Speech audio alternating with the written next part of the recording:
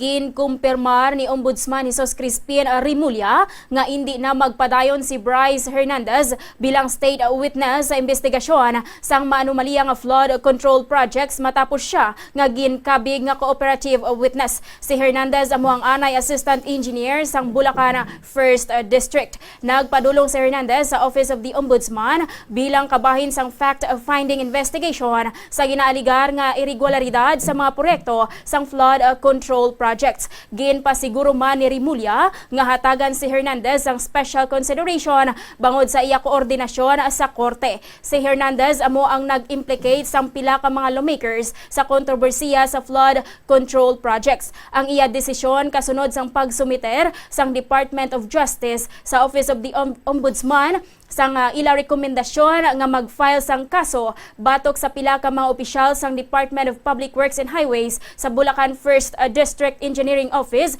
kag sa mga kontratista nga may kahilabtanan sa isyu. Ano siya, cooperative witness siya. Hindi niya na pinipilit yung state witness kasi nakita naman nila na ang hirap gawin yon na magbigay ng blanket immunity lalo na sa ghost project. Mahirap ang magbigay ng blanket immunity. Open shot case yan. Whether or not they cooperate, makukonvict naman sila talaga siya.